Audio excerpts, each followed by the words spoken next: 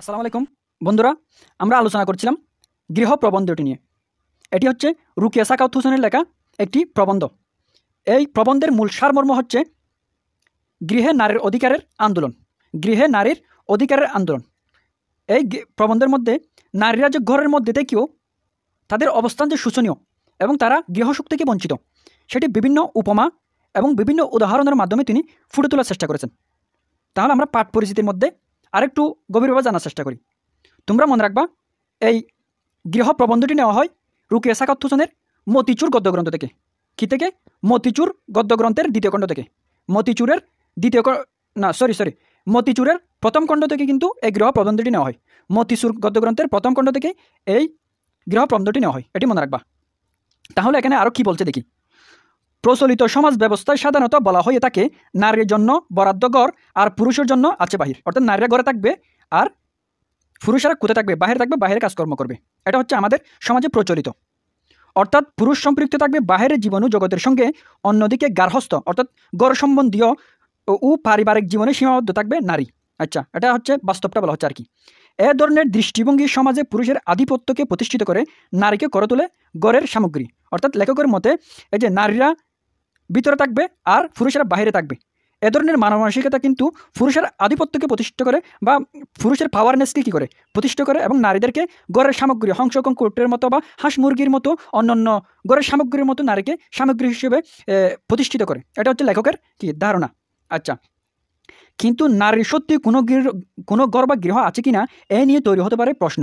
রুকিয়া সাখাওয়াত হোসেন এ প্রশ্নটি তুলেছেন গৃহ প্রবন্ধে। আচ্ছা, অর্থাৎ নারীরা ঘরের মধ্যে থেকেও যে তারা গৃহসুখ থেকে বঞ্চিত, অর্থাৎ তাদের যে আসল ঘর বা গৃহ আদৌ আছে কিনা এটা নিয়ে যে প্রশ্ন হতে পারে, এই প্রশ্নটি কিন্তু এই গৃহ প্রবন্ধের মধ্যে খুব সুন্দর করে উপমার মাধ্যমে তিনি তুলে ধরেছেন। আচ্ছা, ব্যক্তিগত সামাজিক অভিজ্ঞতা সূত্রে তিনি দেখিয়েছেন পুরুষের আধিপত্য প্রতিপত্তির কাছে নারীর গড় ও বিপন্ন গড় বলে প্রকৃতপক্ষে কিছু নেই। অর্থাৎ তিনি তার ব্যক্তিগত এবং সামাজিক বিভিন্ন স্থানে বেড়াতে গিয়ে তার দেখা পরিবেশ থেকে কিন্তু তিনি সবগুলো উদাহরণ টানার চেষ্টা করেছেন, তার অভিজ্ঞতাকে বাস্তবের সাথে মেলবন্ধন করার চেষ্টা করেছেন। নারীর অর্থ সম্পত্তির ও জীবনযাপন প্রায় সব কিছুর উপর প্রভাব রয়েছে পুরুষের। অর্থাৎ নারীরা যদিও কি হয় সম্পত্তির মালিক হয়, কিন্তু এই সম্পত্তির কর্তৃত্ব তাদের উপর থাকে না। হয়তো স্বামী, দেবর বা পুত্র বা অন্য কোনো নায়েবের উপর কিন্তু তাদের এই জমির কর্তৃত্ব চলে যায়, সেটা কিন্তু লেখক বলেছেন। আচ্ছা, প্রবন্ধটিতে বেশ কিছু ঘটনা বিশ্লেষণ করে রুকিয়া দেখেছেন পুরুষের নিয়ন্ত্রণ ও অভিভাবকত্ব নিজের গৃহের আনন্দ ও অনুভূতিকে নারীকে প্রবলভাবে বঞ্চিত করে। অবশ্যই তিনি কিন্তু অনেকগুলো উদাহরণ টেনে এই নারীরা গৃহসুখ থেকে যে বঞ্চিত সেটি বোঝানোর চেষ্টা করেছেন। প্রথমে কিন্তু আমরা দেখতে পাই একজন কার কথা উল্লেখ করেন, জামালপুরের একজন মেয়ের কথা, কিছু মেয়েদের কথা উল্লেখ করেন যারা কিন্তু ঘর থেকে কখনো বাহির হয় না এবং ওখানে ঘরে থাকাকে তারা বংশগৌরব বলে মনে করে। তারপর আমরা রমা সুন্দরীর কথা জানতে পারি, সেরকম কিন্তু আরেকজন রানীর কথা জানতে পারি। সে অট্টালিকা দালানকোঠা তাকের মধ্যে থাকা সত্ত্বেও কিন্তু তিনি কি থেকে বঞ্চিত, তার গৃহসুখ থেকে বঞ্চিত, সেটি তিনি খুব সুন্দরভাবে কী করেছেন, ফুটে তুলেছেন। আচ্ছা, পুরুষতান্ত্রিক সমাজে ও নারীর অবস্থান চিহ্নিত করে দেখিয়েছেন নারী পুরুষ নির্বিশেষে গৃহ বা ঘর প্রকৃতপক্ষে মানুষের শারীরিক ও মানসিক শান্তির স্থান।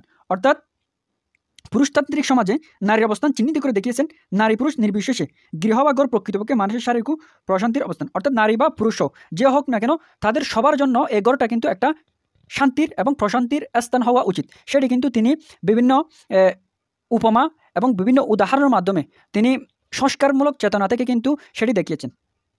আশা করি বুঝতে পারছো। অর্থাৎ এক কথা বলতে গেলে কিন্তু তিনি গৃহের নারীর অবস্থান এবং তা থেকে উত্তরণের উপায় বা এক ধরনের আন্দোলন বলা যেতে পারে, তিনি লেখনীর মাধ্যমে এক ধরনের আন্দোলনে করেছেন, যেটি হচ্ছে এই আমাদের সমাজ ব্যবস্থার বিপরীত হয়। আমাদের সমাজ ব্যবস্থা বা পুরুষ শাসিত সমাজ ব্যবস্থার কী হয়, বিপরীত হয়, সেটি তিনি খুবই সুন্দর করে তুলে ধরেছেন। এখানে কিন্তু তুমি যে প্রবন্ধটি পড়তে গিয়ে তোমার মতের কী হতে পারে, তোমার মতানৈক্য হতে পারে, সেটা স্বাভাবিক। আমরা যে লেখক বা প্রাবন্ধিক যেটা বলছেন সেটাকে যে বেদ বাক্য বা কোরআন শরীফের বাক্য বলে মেনে নেব, সেটা কিন্তু কোনো কথা নয়।